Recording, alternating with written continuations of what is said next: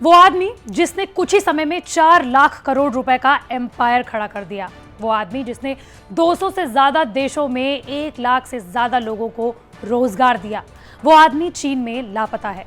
हर कोई ये जानना चाहता है कि जैक मा आखिर कौन है। जी हाँ, अलीबाबा के मालिक जैक मा लापता हैं। न्यूज़ तक ने कल आपको ये खबर दिखाई थी कि किस तरीके से चीन पर उन्होंने जब आलोचनात्मक टिप्पणियां की, उसके बाद से 2 महीनों से उनका कोई अता पता नहीं है। हालांकि अब चीन की कम्युनिस्ट पार्टी ने लोगों को ये बताया है कि उन्हें सुपरविजन में रखा गया है, यानी कि उन्हें 2 महीनों से नज़रबंद करके रख दिया गया है। लेकिन वो आदमी जिसके 200 अलग अलग देशों में अपने ऑफिसेज हैं, उनके अंडर 1 लाख से ज़्यादा लोग एम्प्लॉय हैं, और यही नहीं, दुनिया का कोई भी शख्स जो स्टार्टअप खोलना चाहता है वो उनके ही भाषण सुनता आया है और वो उन्हें आदर्श मानता है। उन्हें किस तरीके से चीन ने अपना शिकार बनाया और अलीबाबा कंपनी के मालिक जैक मा आखिर कौन है, वो हम आपको बताएंगे इस वीडियो में। नमस्कार, मैं हूं आपके साथ श्रेया बहुगुणा और आप देख रहे हैं न्यूज़ तक। दरअसल नवंबर 2020 में जैक मा ने चीन के शंघाई में एक भाषण दिया था, जहां उन्होंने चीन के राष्ट्रपति शी जिनपिंग के साथ साथ चीन के अलग अलग अधिकारियों पर आलोचनात्मक टिप्पणियां की थी। उन्होंने ये कहा था कि अगर चीन में कोई भी कंपनी कुछ नया शुरू करना चाहती है, कोई नया कदम उठाना चाहती है, तो उस पर दबाव बनाया जाता है और उसे इस तरीके के कोई भी कदम नहीं उठाने दिए जाते हैं। बस फिर क्या था, अलीबाबा कंपनी के साथ साथ जैक मा की अलग अलग कंपनियों पर जांच बैठा दी गई। साथ ही जैक मा को यह कह दिया गया कि जब तक जांच पूरी नहीं हो जाती है तब तक जैक मा चीन छोड़कर नहीं जा सकते हैं।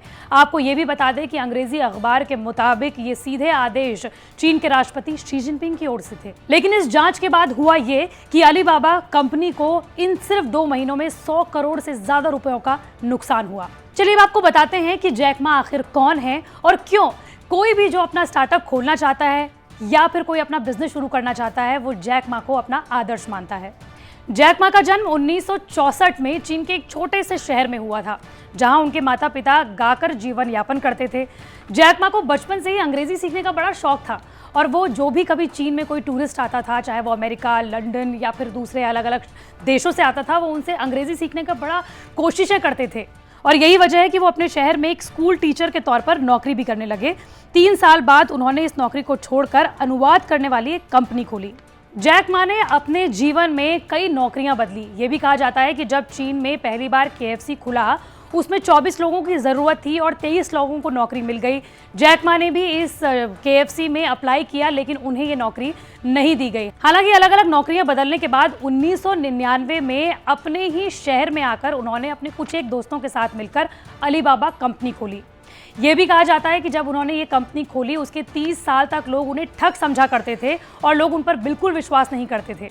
हालांकि जैसे जैसे वो सक्सेसफुल हुए, लोगों ने उन पर विश्वास करना सीखा और ये भी कहा जाता है कि एक समय पर अलीबाबा कंपनी ने ई-कॉमर्स के क्षेत्र में बादशाहत बना ली थी। 56 साल के जैक मा की जिंदगी में अलग अलग तरीके के अवरोध आए, लेकिन उन्होंने इसे अवरोध नहीं माना बल्कि अपनी जिंदगी का एक पड़ाव माना। उनकी एक किताब भी है जिसमें उन्होंने लिखा है कि किस तरीके से उन्होंने अपने जीवन के अलग अलग पड़ावों में संघर्ष किया और यही वजह है कि उन्होंने इस संघर्ष के बाद एक कंपनी को सक्सेसफुल तरीके से बना भी दिया, खड़ा भी कर दिया और तमाम तरीके के लोगों को इसमें रोजगार भी दिया। लेकिन जैक मा से एक छोटी सी गलती हो गई। गलती ये हुई कि उन्होंने चीन की सरकार के खिलाफ आलोचनात्मक रवैया अपनाया और यही वजह है कि आज चीन की सरकार ने उन्हें नज़रबंद करके रख दिया है।